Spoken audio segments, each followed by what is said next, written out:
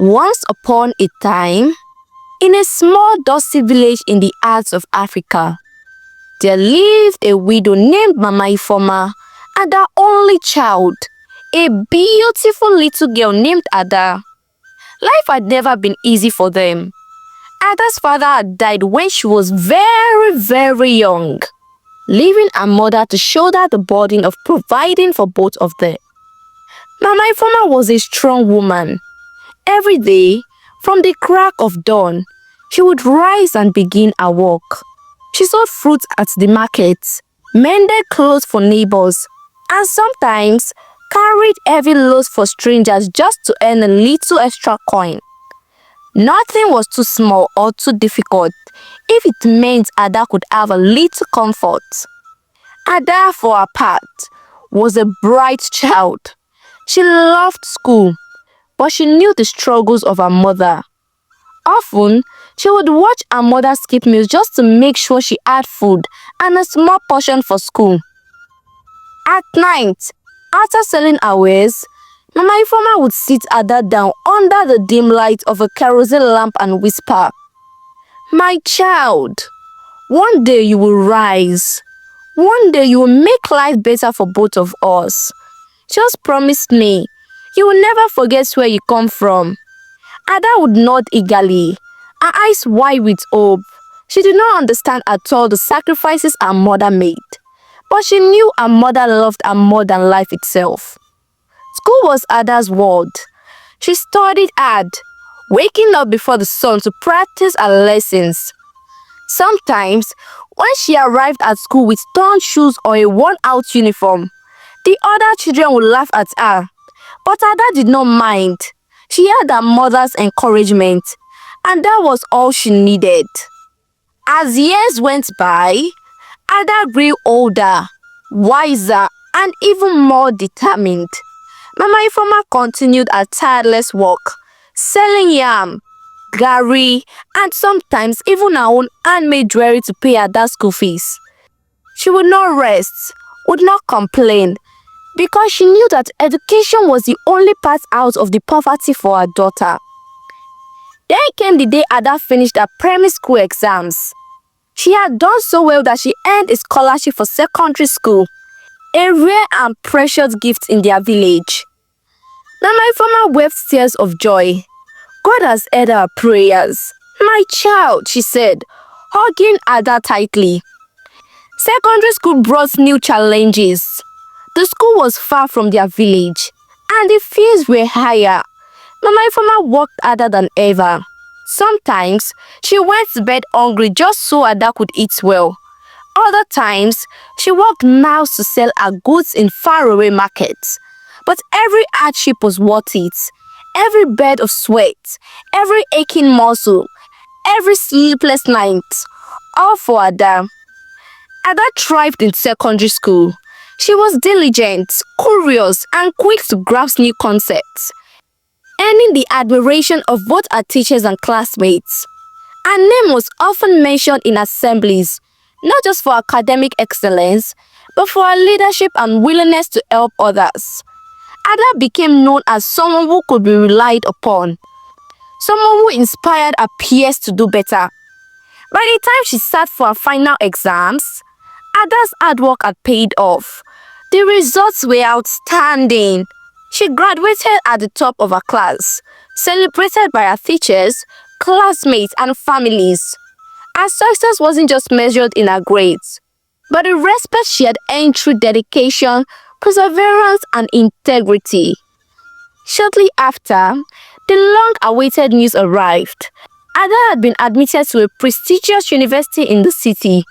The excitement was overwhelming. The admission process had been intense. She applied early, submitted countless forms, and waited anxiously for weeks. And now, all that effort has finally bore fruits.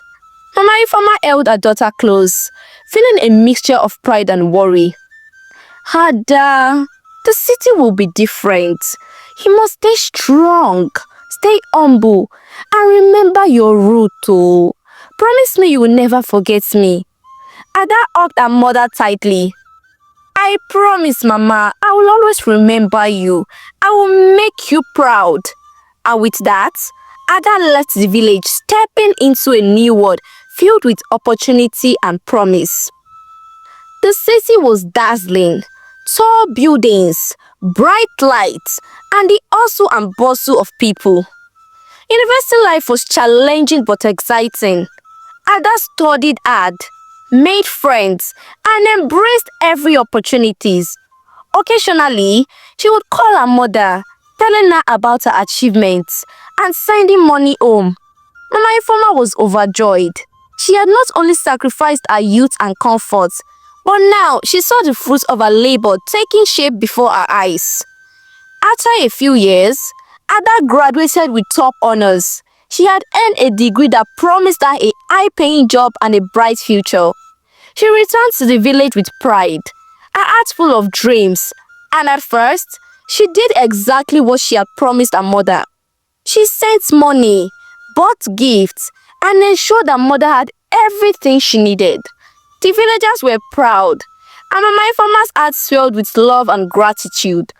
But as time passed, things began to change. Ada found a well-paying job in a bustling company and started mingling with city elites. She wore beautiful clothes, dined at fancy restaurants, and began attending glamorous events. She met a wealthy man, the kind her mother had only read about in stories. Slowly, she began to enjoy her new life a little too much. At first, she still sent money to her mother, but as her salary grew and her lifestyle became more demanding, she started cutting corners. A small gift here, a brief call there. Gradually, those calls began less frequent, and messages grew shorter. And soon, she stopped sending money altogether. Mama Ifeoma noticed the change. She called Ada, worried. "My child, how are you? Is everything okay?" Ada would answer politely but coldly. "I'm fine, Mama. Don't worry about me." Days turned into weeks, weeks turned into months, months turned into years.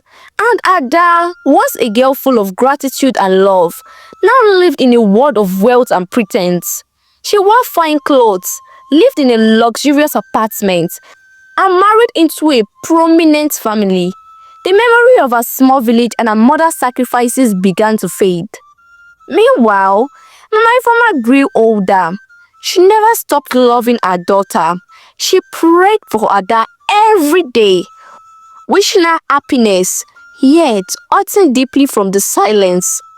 Neighbors would often say, "Mama Ifeoma, why don't you go to the city and see Ada?" But she would shake her head, saying, "No, my child will remember me in her own time." But time passed, and Ada had forgotten. Her heart had grown cold with wealth. The little girl who once promised to never forget her mother now acted as if she had no mother at all. Years had passed since Ada had stepped into the world of wealth and luxury. The little girl who once ran barefoot through the dusty village paths, who once laughed with her mother over a small bowl of yam porridge, had become a woman the city envied. She wore designer dresses, dined at the finest restaurants, and traveled in cars her mother could only dream of. She had married into a prominent family. Her husband, a successful businessman who admired everything about her, except the truth she buried. But even as Ada lived this new life, one thing weighed heavily on the other side of the village. Mama Ifeoma. Mama Ifeoma days were long and quiet. The small house she once shared with Ada now seemed emptier than ever. Neighbors tried to support her, sending food or small coins, but nothing could fill the void left by her daughter's absence. Every morning, she would rise and pray, asking God to protect her child, and hoping one day she would return. Yet, Ada did not return. She did not call. She did not even send a letter. The small thread of love that once connected mother and daughter has been severed by pride and wealth. One afternoon, Mama Ifeoma decided she could no longer wait. With her walking stick in her hand and a small bundle of belongings, she set out on the long journey to the city. Her neighbors tried to stop her, saying, Mama Ifeoma, you are too old. She will not recognize you in that world of ours. But she shook her head. No, I am her mother. I have carried her for all these years.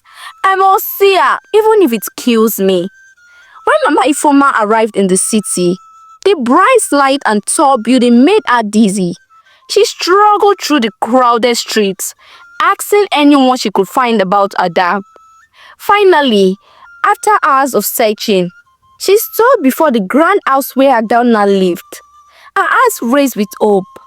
Ada, meanwhile, was hosting a small gathering in her lavish home. Friends, colleagues, and family mingled, sipping wine and laughing. Everything about the house screamed wealth and sophistication. It was a world far removed from the dusty village where she had grown up. Mama Ifeoma knocked gently on the gate. A security guard eyed her suspiciously. Can I help you, madam? Please, I'm looking for Ada, my daughter, Mama Ifeoma said, her voice trembling. The guard frowned but led her to the front door. Ada, hearing the commotion, came to see who was at the gate. When she opened the door and saw her mother standing there, her first reaction was confusion. Who is this woman? She asked sharply. Ada, it is me, your mother. Mama Ifeoma whispered, tears in her eyes. Ada's expression changed, but only slightly. She stepped back, her voice cold. I don't know any old woman. You must be mistaken. Please leave. Her husband, standing behind her, looked at the scene with shock. Babe, who is this woman? He asked. Ada's face hardened. She's nothing. Probably some beggar following me. Please take her away. Mama Ifeoma's heart shattered. She had traveled all this way, endured the city chaos, all to see her daughter, and now she was being rejected. Her legs trembled as she fell to her knees. Ada, my child, don't you know me? I'm your mother. I gave everything for you. I raised you when your father was gone. I sacrificed my life so you could live and prosper. Ada's face grew red, not with shame, but with anger. She waved her mother away. Enough! I am married now. I have a life. I cannot be associated with this. Take her away. Her husband looked at her in disbelief, his voice firm. Ada, is this true? Who is she really? Ada hesitated, then quickly lied. Babe, she's lying. She's not my mother, God forbid. She's a beggar trying to claim things that aren't ours. Babe, please protect me.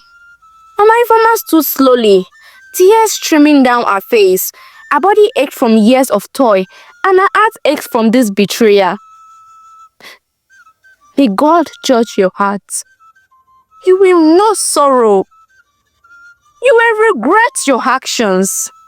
And with that, she turned and left the grand house, her figure small against the towering building. The journey back to the village was the longest she had ever walked. She arrived weak, heartbroken and sick.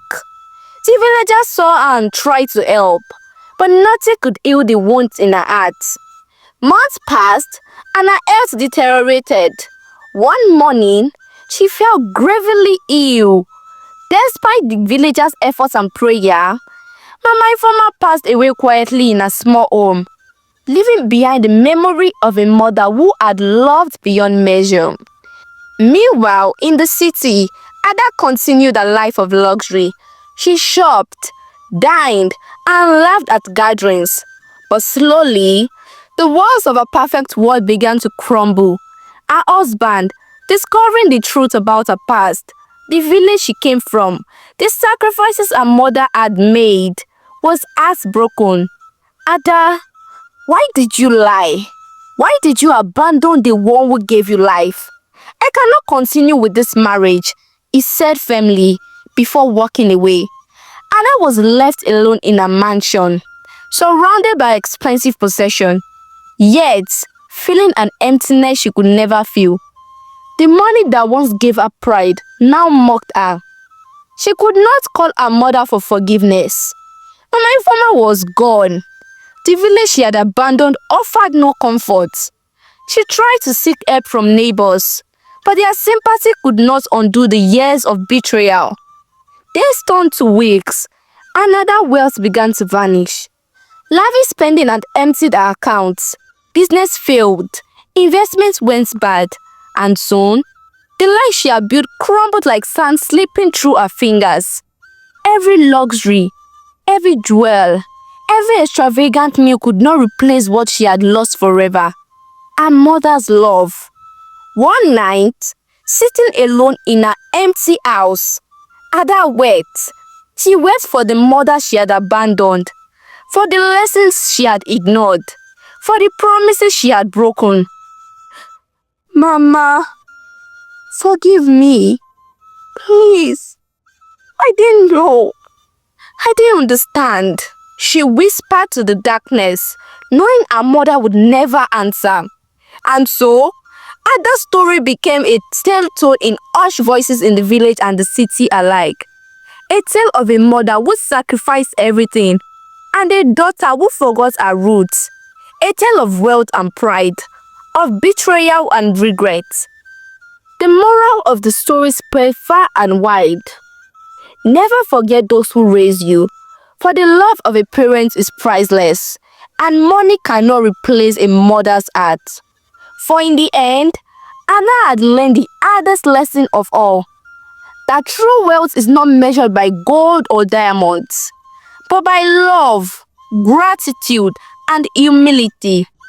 And as the sun set over the village where Mama Ifeoma had once lived, the people would whisper her name with reverence, remembering the mother who gave everything, and the daughter who learned too late what it truly meant to honor one's own. Hi Tales by Debbie family. Thank you so much for watching this amazing folktale story to the end. I hope you all enjoyed it, and I hope you all learned something from this story. Please kindly drop your opinion about this story in the comment section. I would love to hear your thoughts on this story. And also, please don't forget to like this video, share with your loved ones, and of course, subscribe to my channel for more amazing stories like this. And I'll see you in another one. But for now, make sure you stay blessed and stay safe. Bye!